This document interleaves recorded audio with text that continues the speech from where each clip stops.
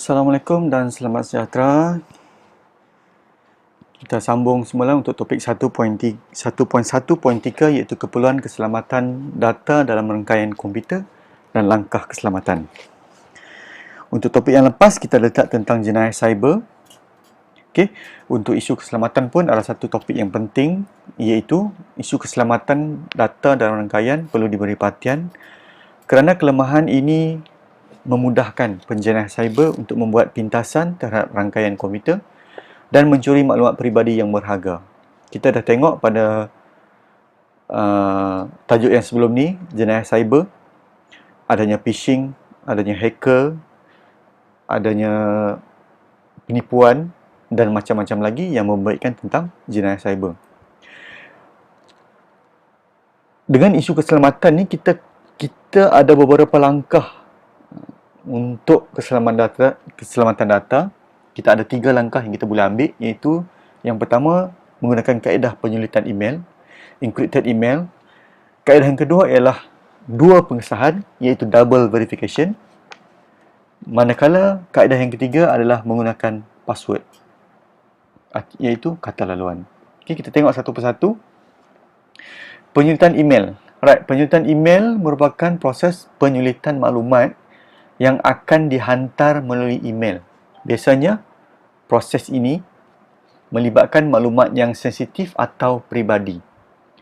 Terdapat beberapa cara untuk menghantar email ini. Contohnya, melalui Save Gmail dari Google Chrome yang membolehkan anda menghantar email yang disulitkan kepada sesiapa sahaja.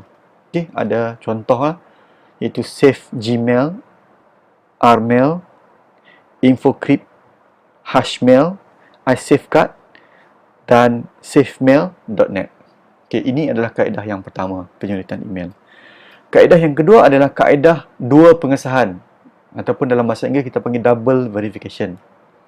Kaedah ini merupakan lapisan pengesahan tambahan yang perlu ditentukan oleh pengguna apabila ingin memasuki akaun atau mengakses data dalam talian. Dengan adanya 2 lapisan tersebut, langkah pengesahan untuk mengakses data menjadi lebih sukar. Jika penggodam mampu menggodam lapisan pertama, iaitu kata laluan ataupun password, dia tetap memerlukan nombor kunci keselamatan seterusnya untuk memasuki akaun anda. Semakin banyak lapisan pengesahan, maka semakin sukar data dapat diceroboh. Okey, kita tengok contoh. Okey, kita tengok contoh dulu tentang ni.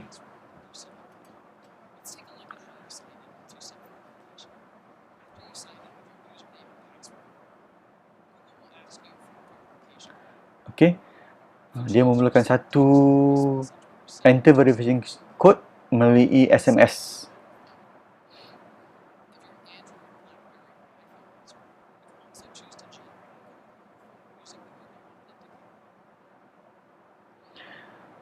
Okey, itu adalah contoh bagi 2 pengesahan iaitu double verification. Okey, kita lihat yang seterusnya, yang ketiga, yang terakhir adalah menggunakan kata laluan iaitu password. Merupakan lapisan pengesahan keselamatan yang utama untuk memasuki akaun pengguna. Dengan hanya satu lapisan keselamatan iaitu kata laluan, keadaan ini akan memudahkan penceroboh memasuki akaun pengguna.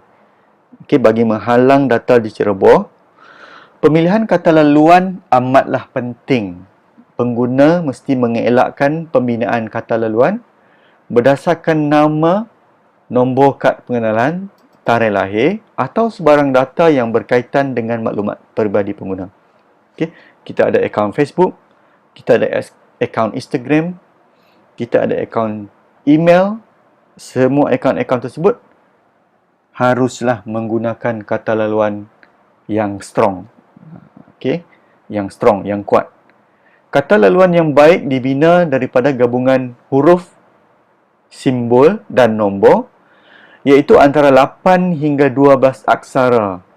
Kebarangkalian gabungan aksara ini akan menyukarkan penggodam untuk menekanya.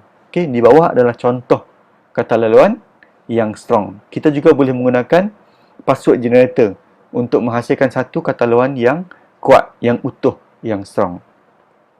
Okey, setakat ini dulu sesi bagi tajuk ini, dan kita ada aktiviti yang ketiga, iaitu soalannya adalah dalam proses pengesahan, selain penggunaan nombor PIN atau kata laluan, kaedah biometrik merupakan cara yang bagus jika digunakan sebagai salah satu lapisan pengesahan.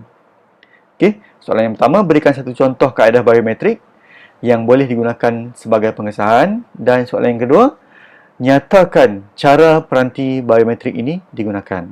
Okey, boleh cari maklumat pada Google, di Google, dengan keyword yang pentingnya adalah peranti biometrik ataupun biometric device. Okey, sekian, terima kasih.